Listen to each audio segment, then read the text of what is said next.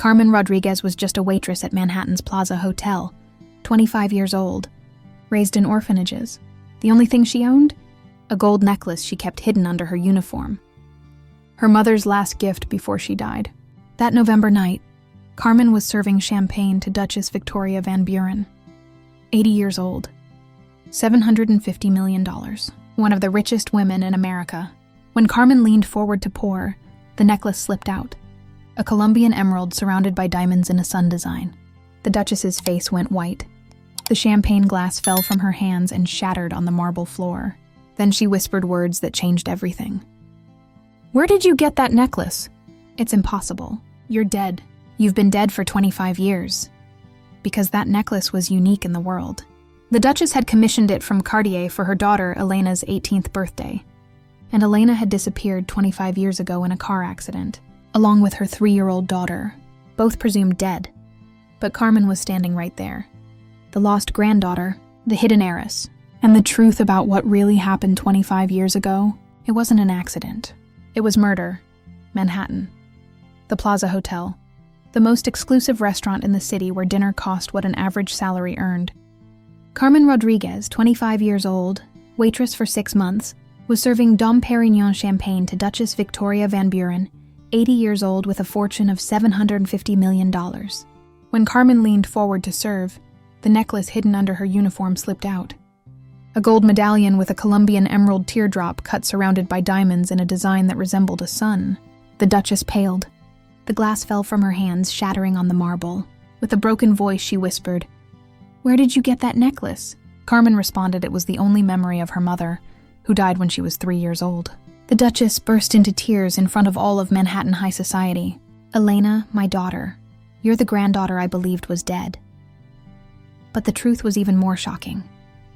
Carmen wasn't just the lost granddaughter, she was the heir to an empire someone had tried to steal from her, and her mother hadn't died from illness, but was murdered.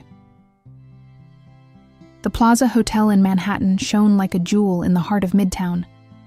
Between the Museum of Modern Art and Central Park, which perfumed with jasmine even in November, the Terrace Room restaurant was the sanctum of the capital, where the powerful decided the country's destinies between Maine lobster and Wagyu beef.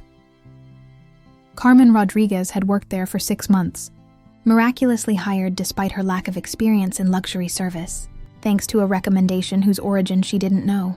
25 years old, carried with the grace of someone who learned early that beauty can be a weapon or a curse, Carmen hid under her impeccable uniform a history of orphanages and foster homes. The only valuable object she possessed was that necklace, always hidden for fear of it being stolen, worn only under her clothes like a talisman against loneliness.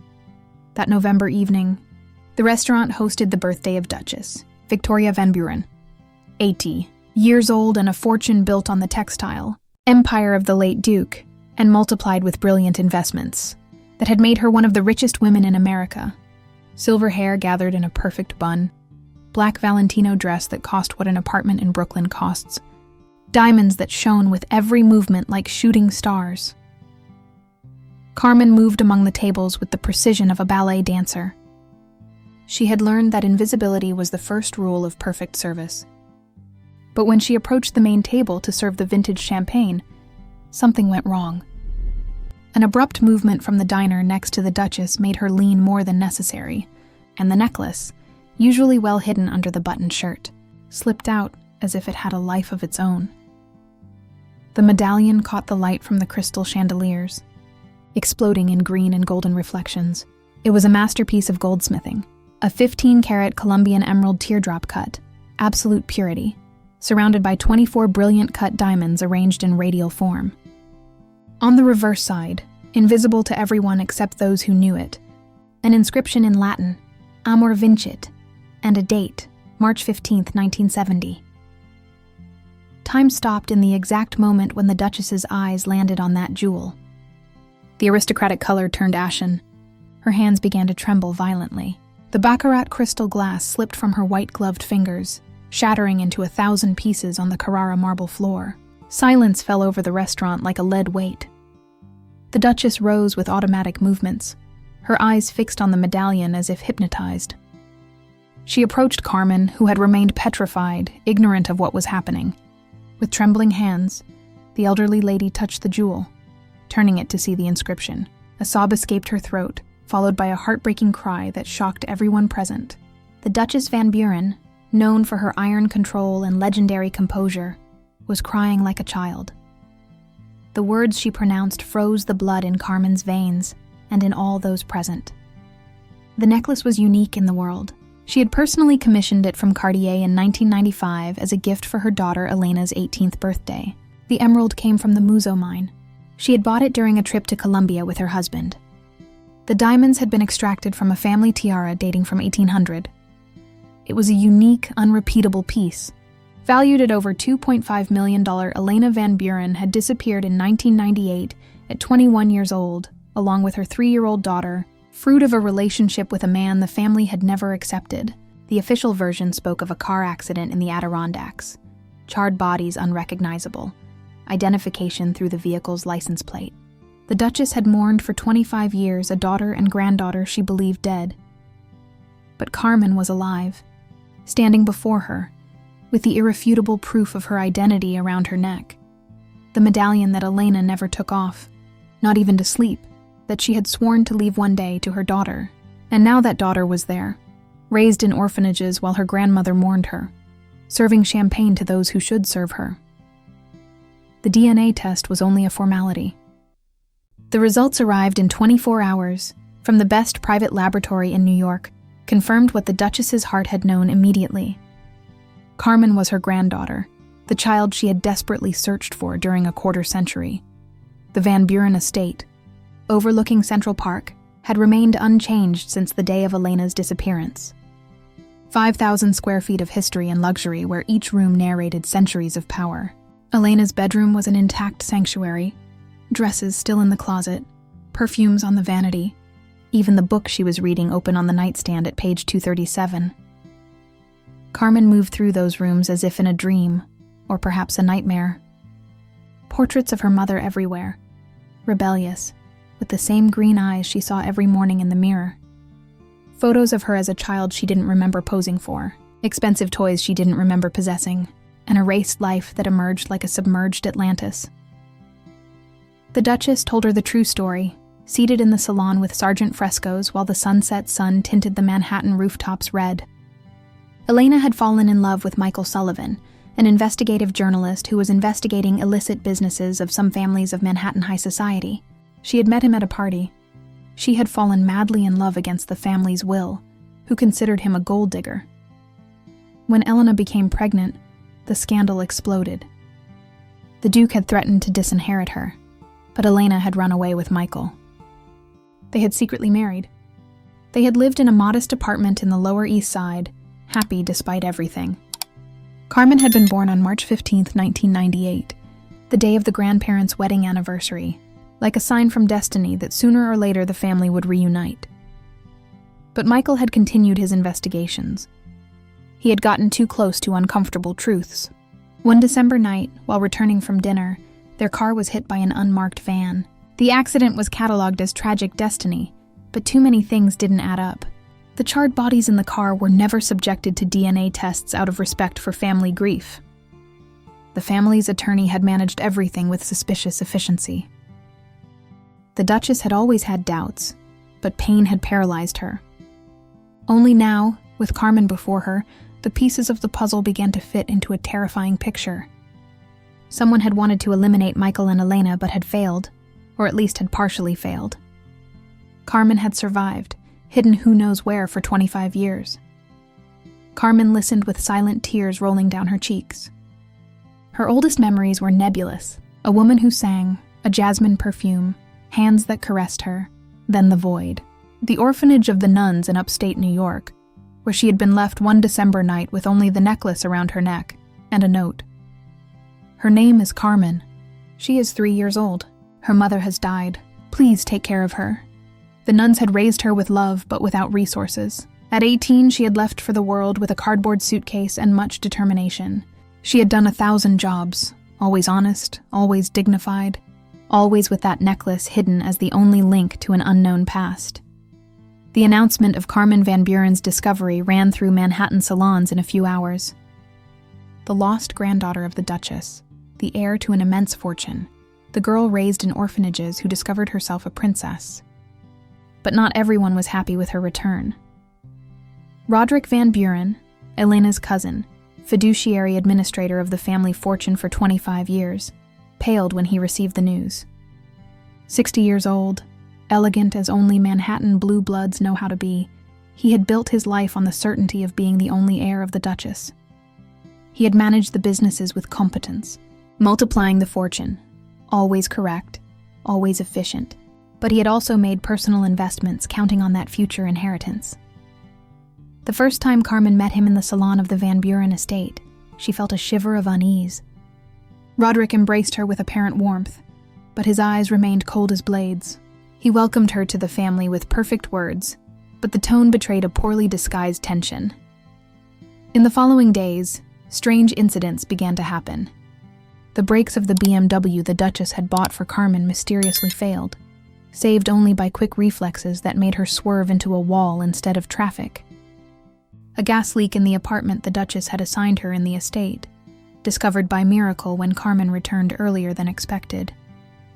A casual assault while crossing Central Park, repelled only thanks to the intervention of some passers-by.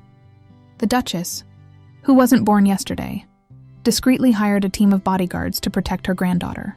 But Carmen wanted answers, not just protection.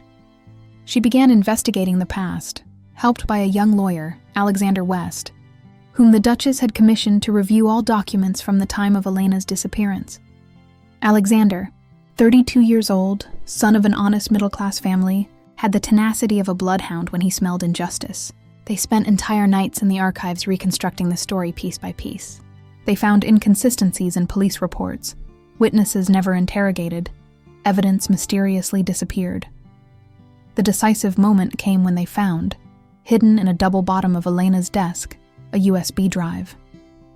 It contained files that Michael had compiled in his investigations, proof of a money laundering network involving some of Manhattan's most powerful families. And among the names, that of Roderick Van Buren stood out like a festering wound. Roderick wasn't just the jealous administrator he pretended to be. He was involved up to his neck in dirty business, using the Van Buren name and influence to cover illegal traffic.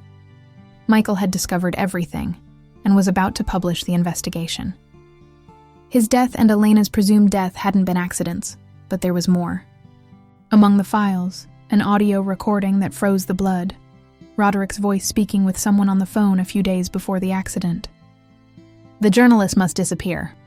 Are you enjoying this story? Leave a like and subscribe to the channel. Now let's continue with the video. The girl is collateral damage. The child, well, orphanages are full of nameless children. The recording changed everything. The Duchess, upon hearing it, aged 10 years and 10 seconds. The nephew she had raised like a son after Elena's death, the man to whom she had entrusted the family empire, was her daughter's murderer. But they needed concrete evidence, not just a recording of dubious legal provenance. Alexander and Carmen worked in the shadows for weeks. They located the van driver who had hit the car, now a chronic alcoholic living off charity in the Bronx suburbs. The man, in exchange for protection and money, confessed everything. Roderick had paid him $60,000 for the accident. All three should have died, but the child wasn't in the car that night. Elena had left her with a friend because she had a fever. The friend was Sister Mary, then a novice, now Mother Superior of the orphanage in upstate New York. When Alexander and Carmen went to see her, the woman broke down crying. She had kept the secret for 25 years, terrified. That December night, Elena had arrived at the orphanage bleeding, dying, with Carmen in her arms. She had made her swear not to tell anyone, to raise the child as just another orphan, to protect her from those who wanted to kill her. Elena had died at dawn after kissing her sleeping daughter one last time. Sister Mary had buried her secretly in the small convent cemetery under a false name. For 25 years she had prayed over that nameless grave. She had raised Carmen from a distance. She had recommended her for the job at the plaza when she learned the Duchess frequented that restaurant, hoping destiny would take its course. Carmen wanted to see her mother's grave. It was a simple wooden cross with the inscription, Mary Sullivan, 1977-1998. Rest in peace. She cried all the tears she had held for 25 years for the mother she didn't remember, but who had died to save her. For the father murdered for seeking truth, for the grandmother who had suffered believing them dead. The Duchess had the body secretly exhumed to give it a dignified burial. The DNA definitively confirmed it was Elena. But now they had the evidence to sink Roderick. The driver witness, Sister Mary's confession, the documents proving illicit business, the audio recording. It was enough to destroy him. But Roderick wasn't stupid.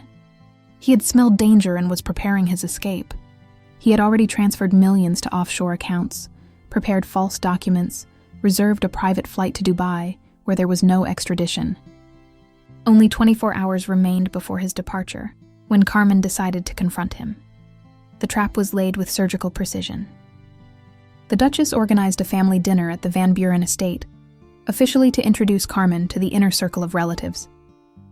Roderick couldn't refuse without raising suspicions, not when only hours remained before his escape. He arrived with his usual aplomb, kiss on the Duchess's cheek, cordial smile to Carmen, brilliant conversation with other guests. But when everyone was gathered in the Hall of Mirrors, where 200 years of family history reflected infinitely, the Duchess gave a signal. The doors closed.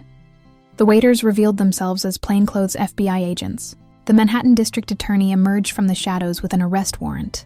Roderick tried to maintain his mask of innocence, protesting indignantly at what he called a monstrous error. But when Carmen took out the USB drive and played the recording of his voice ordering the murder, the house of cards collapsed. His face went from red to white to green. His legs gave out. He collapsed into an antique chair like a puppet without strings. The confession that followed was a torrent of repressed hate and frustration. He had always hated Elena, the spoiled little princess who had everything without deserving it. When he discovered she wanted to marry that meddling journalist who was snooping into his business, he had seen the opportunity to eliminate two problems with one solution. He hadn't foreseen the child would survive, but he had considered her an insignificant detail, a small orphan who would never discover the truth. For 25 years he had lived in luxury, managing the Van Buren fortune as if it were his, certain that upon the Duchess's death everything would be his. Carmen's appearance had destroyed everything. He had tried to eliminate her, but the girl had the same tenacity as her mother, the same ability to survive against all odds. As police took him away in handcuffs, Roderick turned to Carmen with pure hatred in his eyes. He spat venomous words, cursing her, swearing revenge. But Carmen remained impassive, strong with the truth finally emerged, with justice finally obtained for her parents. The Duchess collapsed after they took Roderick away. The betrayal of the nephew she had loved like a son was an almost fatal blow. But Carmen was there embracing her, whispering that now only the two of them remained, that they would care for each other, that love would heal even this wound. That night, in the mansion finally freed from ghosts and lies, grandmother and granddaughter slept in the same bed, like when Carmen was a child, and Elena brought her to sleep with grandmother. Only now Carmen didn't remember it, but her heart did, and she finally felt at home. The trial of Roderick Van Buren was the case of the year. Manhattan high society divided between those who defended him out of old friendship and those who distanced themselves to avoid being splashed by the scandal. Roderick was sentenced to life in prison for double murder, money laundering, criminal association, and attempted murder of Carmen. His assets were confiscated, his accomplices arrested one after another. Carmen could have lived off the income 100 lifetimes with the fortune that corresponded to her. But sudden wealth hadn't changed her heart. She continued working, no longer as a waitress, but in the foundation she created in memory of her parents. The Elena and Michael Sullivan Foundation dealt with orphan children and investigative journalism, uniting the two souls of her parents. Alexander West, the lawyer who had helped her discover the truth, became something more than a collaborator. Love bloomed slowly, built on mutual respect and shared values. It wasn't the tempestuous love that had united her parents, but it was a solid, deep feeling destined to endure. The Duchess reflowered seeing her granddaughter happy. At 81 years old, she found a new reason to live, teaching Carmen everything Elena hadn't been able to transmit to her. Not only how to manage a fortune, but how to use it to do good. The two women transformed the Van Buren estate into a cultural center open to the city, where art and beauty were no longer privileges of the few but patrimony of all. Sister Mary visited them often, finally free from the weight of the secret. She told Carmen stories of her mother no one else knew, Elena's last moments, her infinite love for the daughter she had to protect even at the cost of her life. Carmen discovered her mother had left, her a letter hidden in the hem of her wedding dress that Sister Mary had guarded for 25 years. The letter was stained with blood and tears, written with a trembling hand but with words of eternal love. Elena asked forgiveness for not being able to see her grow. She told her every breath of hers had been for her, that a mother's love survives even death. She spoke of the brave father who had died for truth, of the wonderful grandmother she would one day find again, and she left her a last teaching. True wealth isn't in money or mansions, but in the love you give and receive. Don't let the hatred of those who separated us poison your heart. Live, love, be happy. It's the only revenge worth having. 1 year after the reunion, Carmen married Alexander in an intimate ceremony in the chapel of the Van Buren estate. The Duchess walked her down the aisle, wearing the medallion that had started everything. Among the guests, all the children from the upstate New York orphanage, dressed in their finest, throwing rose petals. During the reception in the estate gardens, as the sun set over Manhattan tinting the skyline pink, the Duchess made an announcement that moved everyone. She had modified her will. Half the fortune would go to Carmen, the other half to the foundation, but there was a special clause. Carmen would inherit everything only if she continued working to help others. Wealth was a responsibility, not a privilege. Carmen embraced her grandmother with tears in her eyes, not for the inheritance, but for the trust, for the love, for the second chance life had given her. She had lost the first 25 years of her life, but had gained a luminous future and a finally clear past. The medallion shone on her chest as she danced with Alexander. The same medallion her mother had worn, that had saved her by identifying her, that would one day pass to her daughter, because Carmen was pregnant, and the circle of life closed and reopened in a spiral of hope. The Duchess, seated at the main table, watched her granddaughter dance and saw Elena, but also Carmen, unique and special in her strength, in her capacity to forgive, in her determination to transform pain into love. She had lost a daughter but had recovered a granddaughter, and through her, a reason to keep living. The last scene that Manhattan remembers from that night is this. 3 generations of women, the Duchess, Carmen, and the child in her womb, united in an embrace while the full moon illuminated Central Park.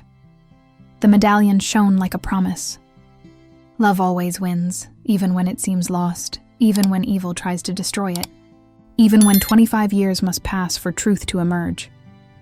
The poor waitress had become an heiress, but above all, she had recovered her story, her family, her identity, and she had learned that true treasures aren't hidden in safes, but are worn around the neck, close to the heart, where the memories beat of those who loved us enough to die for us.